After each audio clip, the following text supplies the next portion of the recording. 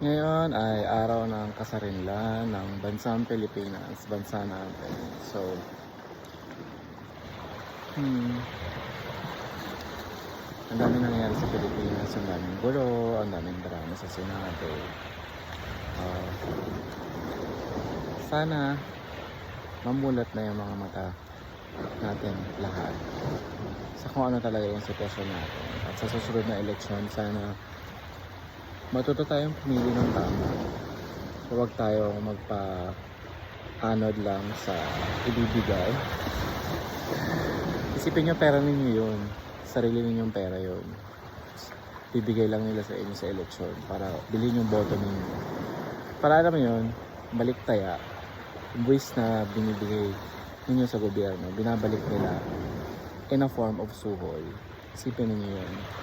Bago ninyo iboto kung sino man yung susuhol sa inyo this coming election. So, think about it.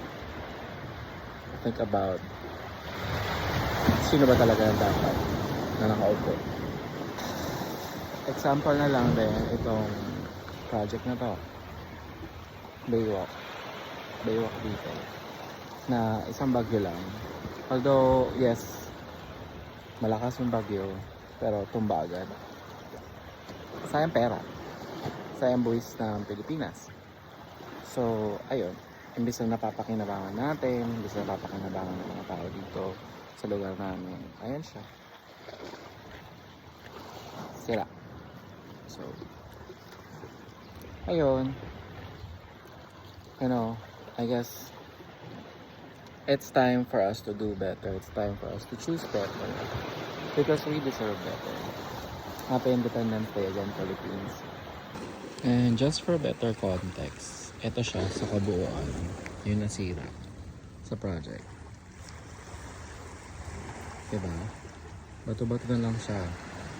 This was a beautiful shoreline before na nasira na lang because the project, I don't know, parang hindi na pag-isipan, parang hindi na plano. But correct me if I'm wrong, pero alam mo yan, maraming mga rumors, maraming mga usap-usapan akong alam, pero I'm not gonna share it here anymore because I don't wanna make a controversy. It's like just an eye-opening, I guess, na ay nga sayang, tinan mo, zoom ko. O ayan di ba? Sira-sira na siya. Sayang yung buwis natin. I mean, the idea is there, but sayang talaga. So, pumili kayo ng tama. Let's do better. Let's